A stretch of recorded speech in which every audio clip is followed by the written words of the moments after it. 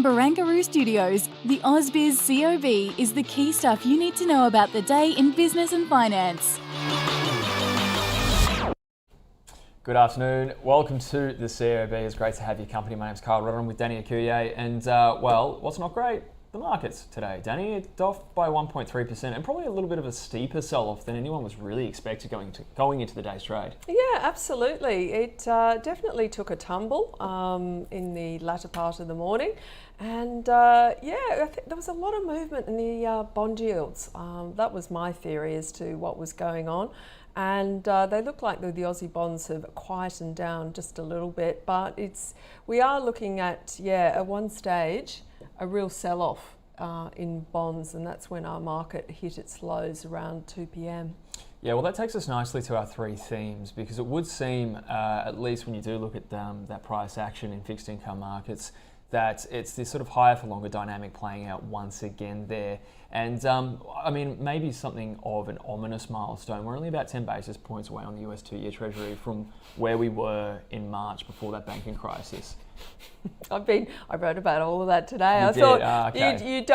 One doesn't want to cast sort of, spells or anything, but it's like that 10-year, ticking up to 4%, over 4%. If you look at when it last happened, you're absolutely right. It was a precursor to the banking problems and also October 2022.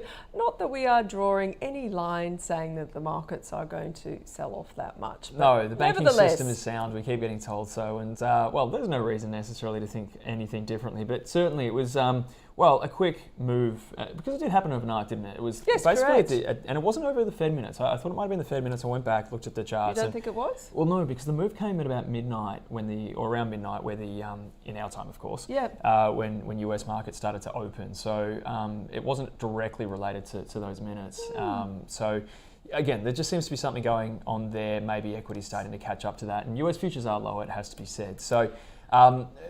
The rest is really quite clear. Simply read, the markets are money's too tight to mention. There we go. And also, the cyclicals were the worst performers. So we saw materials down, and consumer discretionary as well was weaker. In fact, might be a good opportunity just to crisscross those now. Miners, as we just said, were the worst performer for the day, and there it is there. Came off their lows though, which is good to see. BHP was off over 3% at one stage, as was Fortescue, so off their lows, but nevertheless, some pretty chunky selling going on there. Yeah, and you've got South 32 there. In the energy space, we'll look at the broader energy space now as well, just as far as another area of the market that is struggling, and there you go. Of course, Woodside and Whitehaven Coal as well, too. I suppose proxies simultaneously for oil and obviously coal. So pulling back there quite considerably. Gone. Did we touch on that Iran tried to grab a couple of oil tankers in the Hormuz Straits, and the US Navy had to intervene, and one was a Chevron tanker with oil going off to the US. Yeah, so sometimes we forget. But there's a lot going on in other parts of the world. Yes, that part of the world can be obviously quite volatile, to say the least. Imagine stealing a tanker. Do you want to try? No, but it's just an interesting concept, isn't it? It's one way to find out what it's like, I suppose. Get on the old yacht. Let's get to the retailers too, because consumer discretionary was amongst the worst performing sectors of the day. And let's take a look there now. The graphic seems to be just having an issue with this, so we'll push on from there. But there was some corporate news today, perhaps not of the always blue good chip variety, but Magellan Asset Management reported another outflow. It was $2.1 billion for the month of June, and that seemed to be enough to scuttle the stock today, down 7.7%. No, I've got it down about 8%. So it has had a bit of a rally of late. I think people hoping that they're starting to turn the ship around. And the outflows were staunch there for a couple of months, I think. Yeah, but it's so hard because you're chasing your performance, which your historic performance has been poor, and you're just trying to instill confidence. So it's a very tricky one for that company at the moment. Yeah, just doesn't seem to be getting any better. No. Tough environment there, I suppose. But ASX Limited has seen low trading volumes and market activity has weighed again. The company's reported an 80% decline in total capital raise to $4.3 billion. Average daily number of trades was down, value of trades was down as well. Yeah. Volume was up slightly, but I mean, I guess this is something we've been talking about, or kind of, I guess... The CHESS thing's been more important than this, I think. Fundamentally speaking, yeah, from an earnings perspective, but I guess it just goes to show you, and again, we've just been circling this idea with a few M&A stories recently, which is the ASX is shrinking. And it is indeed. Not good. It is indeed. The business. No, it's not. But, it has been a bear market, and it's not really surprising that you haven't had IPOs. The US hasn't had any IPOs either. But unfortunately, we are a picking over ground in terms of private equity and other major companies, doing bottom fishing effectively, which makes it hard for Australian investors. It certainly does, and well, it was the stock of the day today, that is ASX, and we had Grady Wolf from Bell Direct and Mark Morland from Team Invest sharing their views on ASX.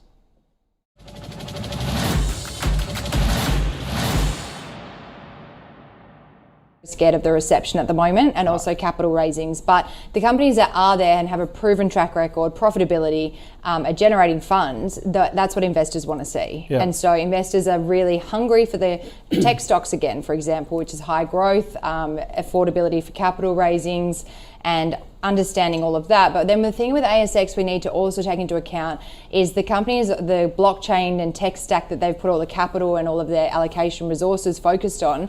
Now they're considering the other solutions for the CHESS placement because the original design is no longer viable. So with that in mind, that's another priority they need to focus on and kind of find a solution for. And then also increasing pressure from competitors like SIBO. So there's a few different factors at play, a few headwinds for the ASX, but I do go with a hold rating. Just because, again, this result today is on the back of two really strong years. So ASX has some characteristics that we like. It passes nearly all our filters except for the debt, which has got about 350% debt to equity, which is very high.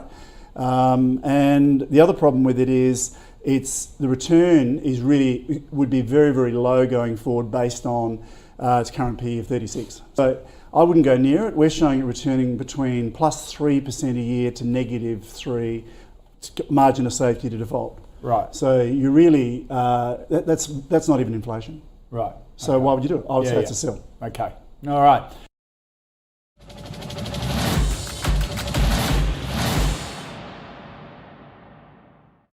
All right, so pretty bearish there, I suppose, overall on ASX. So, maybe not the time we used the term bottom fishing before for looking for value. Maybe not there for the ASX for the time being. Well, do you recall that Singapore Stock Exchange tried to buy it? Yeah, about a decade. No, I think it was more than that. Yeah. And it was Newman, I think, that stopped it. But so you never know. You never know what might happen. I'm not suggesting there's going to be takeover activity at all. Haven't heard any whispers by any chance? No whispers in this ear. But nevertheless, We'll see. Yeah. We'll see. But as far as, Grady and Mark were concerned, not their cup of tea for the time being necessarily. But let's get, more of a global view of things for the COB today. And for that, we're joined by Craig Erlam from Orlando. He's joining us from London.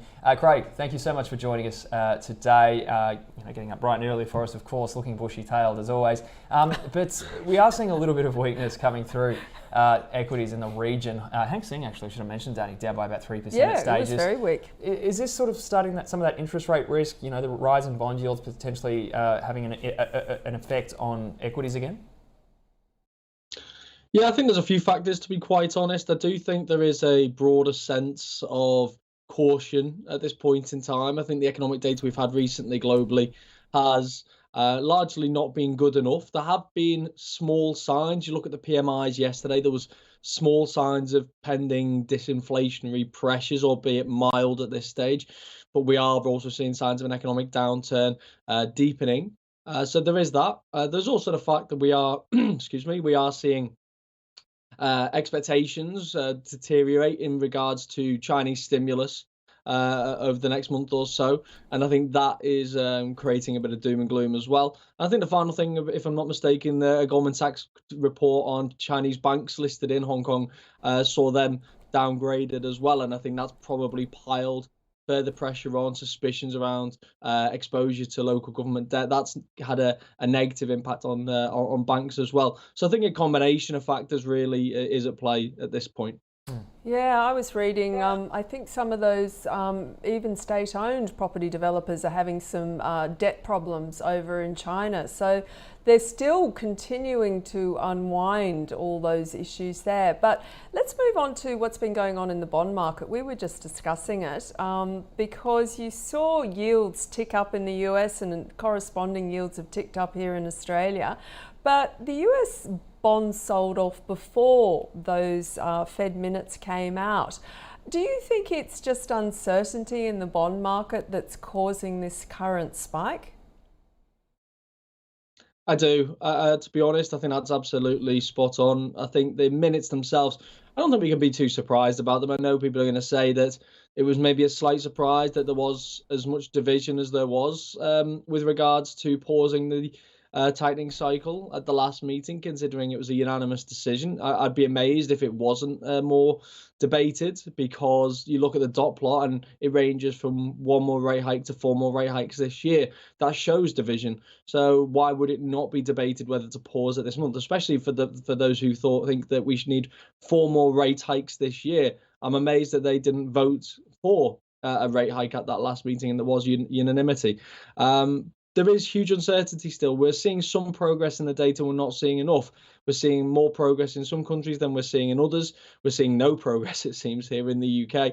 And until we start to see evidence that we are actually seeing that disinflationary process happen, then it's incredibly difficult to not just pick the peak for interest rates, but also determine where they're going to be in a year's time and in 2 years' time. And that's almost more important. Whether interest rates peak at 6% or 6.5% or 5.5% to some extent is less important than whether they're going to be there for 3 months or 3 years, because that could be far more punishing for the economy. And we do not have that certainty at this point. And until we do see more certainty, and I do think it will appear over the next month or two, then it's really difficult for investors. So I guess the next hurdle to leap over is the latest labour market figures out of the United States. Non-farms is tomorrow night, but of course we get, well, I guess 3 reasonably meaningful prints this evening. So, I mean, I guess that's the next thing that we really need to be, well, I guess, wary of. It is. We've got things like jobless claims and I think JOLTS today, but really the focus is on that jobs report tomorrow. And it's also worth noting with that jobs report that I think in the last 4 reports that have been released, on each occasion we've seen a huge increase in the actual NFP number compared to expectations, and in some cases incredibly substantial. That's not to say that's what we'll see now, but it does indicate that investors and analysts have been far too optimistic in terms of what kind of progress is going to be made. Now that has to change at some point, you would have thought, and hopefully that will come tomorrow. But again, expectations going into that release are still quite optimistic. Around 200,000 is the expected print. Maybe this is the one where we do see that catch up, where those expectations now follow through and we actually see a swing in the other direction. I'm sure that would put some nerves at ease, both in the markets and at the Federal Reserve as well. But it has to be a combination effect. We can't just see 100,000 job growth. We also need to see wages, those pressures we need to see subside. We need to see unemployment maybe ticking slightly higher to give the Fed that comfort that slack is appearing in the labour market. And of course, we may get some signs of that today from the jobless claims data as well. But again, we saw last week that was a bit lower than what we need to see at this stage. The JOLTS data could give us some signs in terms of the balance in the labour market between those looking for jobs and those looking to hire. So that could give us some indication as well. So there's a lot of data to come over the next 24, 36 hours that could provide some comfort. But I think we need to see a lot more still over the next couple of months. And I don't think there's enough to come that's going to change the Fed's mind in July. Do you think the equity markets have got ahead of themselves, given that there is so much uncertainty about, the strength of economies and this debate about how sticky inflation is going to be? I always say that investors are perpetual optimists, to be quite honest, because I feel like I've been asked the question, are stock markets ahead of themselves for the last 15 years? And yes. but that doesn't mean that they won't get more ahead of themselves. And that always seems to be the case. I think the AI story has really helped to fuel that over the course of the last 3 months, but that really doesn't really necessarily explain the rest of it, because we're talking more and more. We're talking about, are we going to see a recession? How deep a recession are we going to see? When's the peak of interest rates going to come, and how long are they going to stay there? And when no one seems to know the answer to those questions, it's not really, for me, a massive sign that we need to be seeing more optimism in the markets. And then a week passes by and we look at where these are trading. We're seeing record levels in Europe. We're seeing a very strong rebounds again in the US. And it just goes to show that bond investors are where the pessimists lie, and equity markets are where the optimists lie. Indeed. And one final question, an important one too. Are you a cricket fan, Craig? Not right now. That's my fault. I was poking the bear, asking him to ask about the cricket. Anyway, that was a great rundown. Thank you so much, Craig. Thanks a lot. Thanks, Craig. Okay, so maybe a bit of a sticky wicket there. Sticky inflation, sticky wicket. Okay, well, let's move on. That was a really great wrap, actually, on what's going on in the world right now. But let's get across the leaders and laggards, shall we? And well, there you go. Block was off to the races, as was Webjet. I don't know. Was there a move in Bitcoin? That's the only thing I think of when I see Block. I have no idea. I don't know whether it's off, the BlackRock ETF. I've got no idea. I'm afraid. No. Anyway, but it's back for $100, so it was below 80 there for a little while. But Webjet up 2%. Bellevue Gold 1.25% today. As you can see there, it's been a fairly subdued session. Upside pretty much capped by the broader weakness and sentiment today, and that takes us to the laggards, of course, which, well, we will see some pain there. Magellan, as you said before, finishing trade by what seems to be down by more than 8%. Star Entertainment too, down 7.8%. Yeah, that one really is bouncing around at the moment. There's a lot of volatility there. Lifestyle Communities is interesting. That's been a really good performer, that stock, I think. So I don't know whether. Perhaps. I don't know. I can have a quick look. And AMP, wow, still going. I mean, that the price action for AMP, from what I can tell, seems a little bit of fear about how much does of a it hit seem that way? The damages, the number, the value of the damages that they'll have to pay out eventually. I mean, it's obviously no longer a profitable business by any means, but it was the first two claimants, I guess you would call them, received about $1 million, which isn't. And that's only two. Well, that's only two. That didn't. That's the thing, isn't it? That didn't break the bank, that million. But there's a whole bunch more of them. Correct. And it makes you wonder how big a hit the market is expecting here. Absolutely. Okay, and Polynovo as well, down by 5.9%. We'll call it. The small cap space now. Let's see what was moving there. Vista up 16%. A few resource names you can see there as well. Camplify, something of a what do you call it? The Uber of camper vans. Camper vans. Is it? Well, every tech stock's going to be the Uber of something, and it's a camper van company. It's a big growth market. Yeah, well, apparently, I mean. Yeah, absolutely. And we're all going to have to holiday a little bit more domestically with a strong currency and weak currency. You mean? Weak currency, and we've gone through all our savings perhaps, so something a little bit more wholesome and. A little less glamorous as those first class trips to the Swiss Alps that we're all used to. Speak for yourself.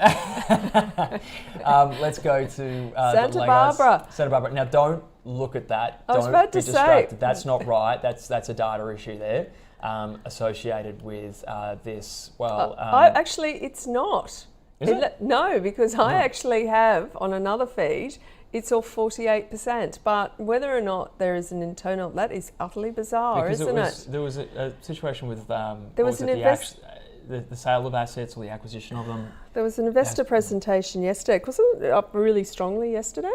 No, it was the news was related to that Genesis Minerals story. Henry Jennings on the small caps actually gave a bit of clarification on it, but I think it's a little bit of a quirk with some of those the assets that are sold off maybe being taken out of the share price effectively. So I think it hasn't adjusted yet. Don't quote me on that, but again, if you want to know, Henry Jennings is on the small caps.